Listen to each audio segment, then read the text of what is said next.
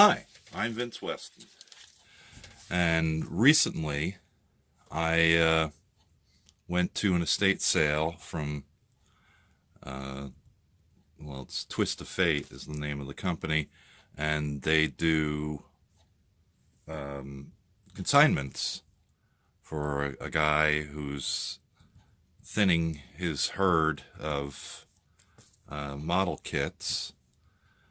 Apparently, he uses the money to buy more model kits to add to his stash. So, I picked up 8 kits this time, and they are definitely vintage. Some of them go back about almost 50 years. So, I'll give you a quick view, and we'll see what we got here. First one up is a Monogram kit. It's a Grumman Gulf Hawk 2. I did look these all up on ScaleMates, so I can give you some fairly accurate information about them. This is the 1973 release, and this is from when Monogram was owned by Mattel. It's swell. It does come in a bright orange, which is, this is dull compared to the orange, so I won't bother opening the box. And does contain a pilot figure. Here's the side panels. Side panel. The end panel, of course, is like the box top. And there's the other side panel. If you want to stop and read about it, you can hit pause. As you see, on no part of this box is there barcodes, and basically there's no dates. So that's one clue that it's an old kit. And now it's upside down and rumbling in the box. It is complete. But like I said, it's from 1973. It's a 1/32 scale. I'm starting to pick up a few more 1/32 scale aircraft. I don't think this is going to be very large in compared to some of the 1/32 scales, but that's number one. While I move that out of the way, here's number two. Oops, clumsiness and big boxes. Number two is a Minicraft release of the I think it's Dassault Falcon 10 executive jet. From conversation I was having with a guy in the know that was there when I was picking these up, he said everybody was clamoring for the Falcon 20, and I don't know if that was ever released or not, but this kit was actually released in 1980 and was licensed from Hasegawa, who actually released it the same year. And let's see, the last release was in 2003 by Revell Germany, and that release is based on the Hasegawa 1995 release because of the decals. Basically, the kit inside remains the same. There hasn't been any changes to it. Okay, number three is an Artisan kit, and I call it that for a particular reason. This is a Williams Brothers Cauldron Racer. Once again, it's a 1/32. Again, it's pretty small looking for a 1/32, but that's what it is. This one was released in 1978, and again, telltale signs of no dates, barcodes, whatever else you would think would make a modern kit. It was also re-released in 1981 and 2013. I'm not sure if Williams Brothers is still around. I think they are, but they are a company that does unusual subject matter, particularly 1930s and 40s race planes and things like that. And the autogyro I built, which is a 148th, I think,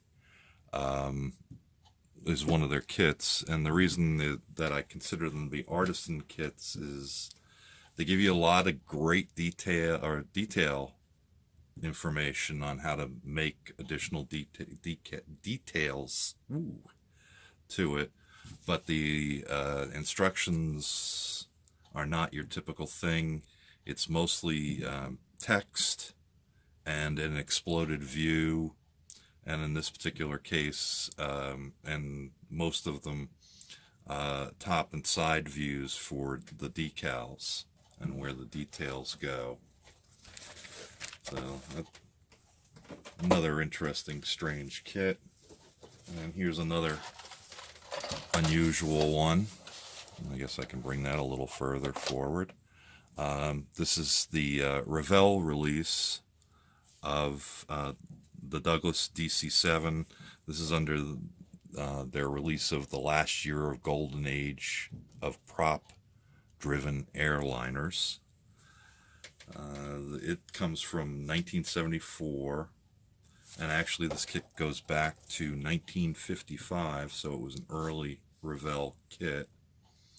It's unusual scale. It's 1/122nd scale, and that's because in the olden days, like when I was a kid, a lot of styrene kits were what they called box scale, which means they set up a box for them by the marketing company, and they made the kit to fit the box that it was going to go in.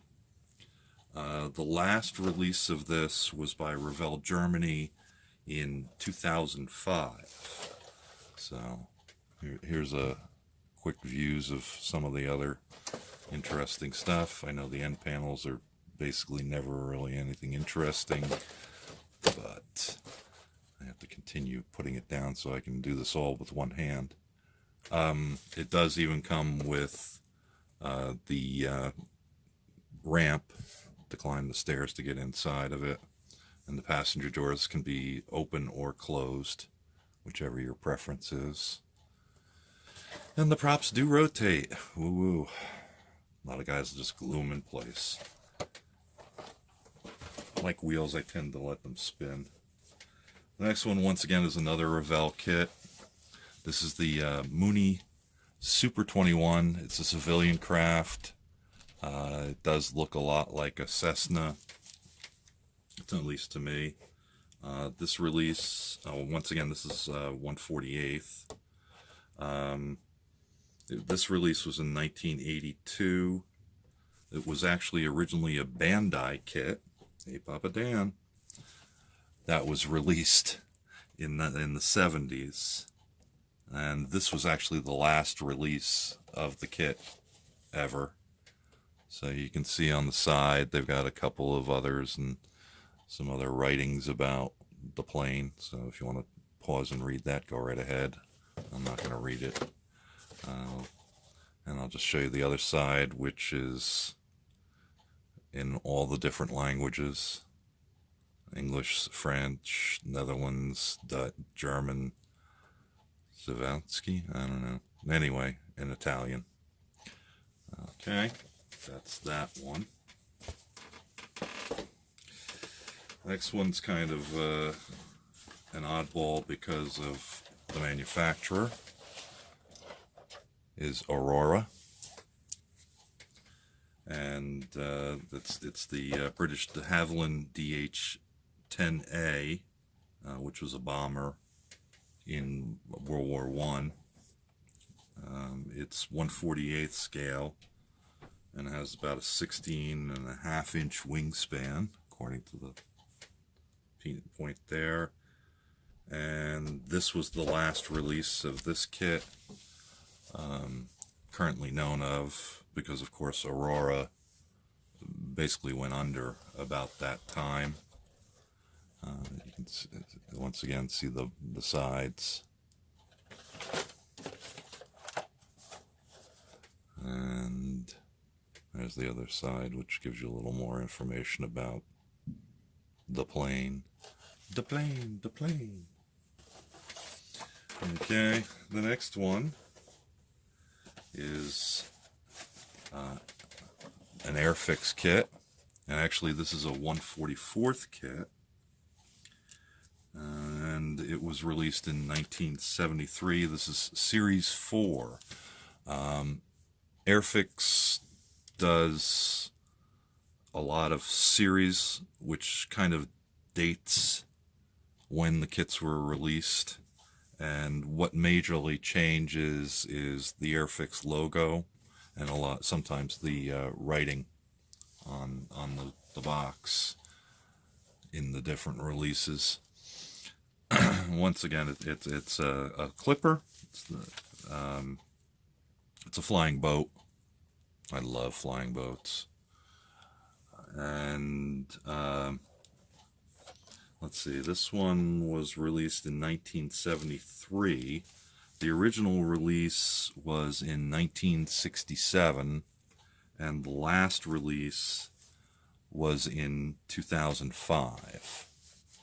So they're showing you a couple of the other kits that they have. And on this side, once again, there's some more kits. Interesting to notice, too, on these kits is they were tape sealed. No shrink wrap. Airfix didn't shrink wrap. They just would put 2 pieces of tape on the across the bottom and up the sides, and that's how they sealed the box for shipping. And this last kit is actually really rare, and I got it really cheap too, which is kind of surprising.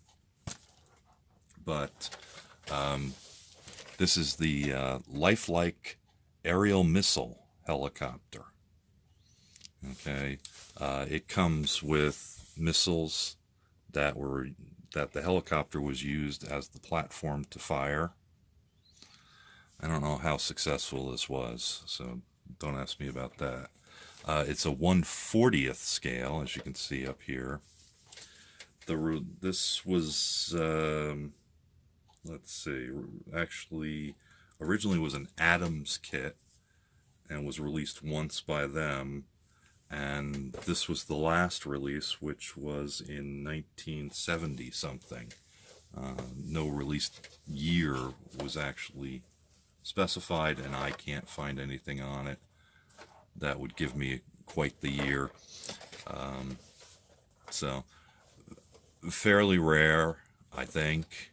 I didn't happen to see any on eBay or anywhere else. So, and since it was only released twice back in the 70s and I think the 60s was the Adams release, probably not going to find one of these too soon.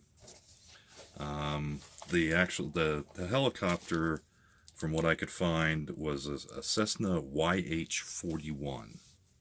Okay, so I will be obvious about the fact that a lot of what I found out was on the ScaleMates website. That's scalemates.com. Guys got a great database of kits and when they were released and who released them and history, and some of them actually even have reviews that are linked to them.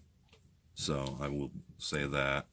One of the things I found pretty outstanding for these kits really being about 40 years old was that the decals are actually in really good shape. Now, of course, in my little head, I would definitely seal coat them again so they don't crack and fall apart with decal sealant, and work them from there. Also, I'm going to probably scan them all as I get to build them, so that I could print them if something does go awry, that, you know, the original kit decals don't work out. But that's 8 finds that I had. There were a lot of other kits there, and I just couldn't spend the money. I would have probably bought everything he had there. He had some really interesting kits, and like I said, they're stemming back to the 70s and 80s. Some of them were picked, I was half price day when I got there, so, but there was still quite a few there, which is kind of unusual, but I did get there really early on half price day, just to make sure that I actually had something, because I've gone to a couple of his where he was having kits, and by the time I got to it at 2 o'clock in the afternoon, there was like nothing left. So, you know, but this one was definitely, he had about 3 tables filled with kits, mostly aircraft. There was some ships, and less than a handful of cars. So if you're car guys, unfortunately, you're not going to get anything out of this. But that's what I found, and I decided I was going to share it with you as something vintage. So thanks for watching and doing all those things, YouTube, and we'll talk to you in a little bit. Bye bye. Thank you for watching Advancing Weston Models from the Dungeon.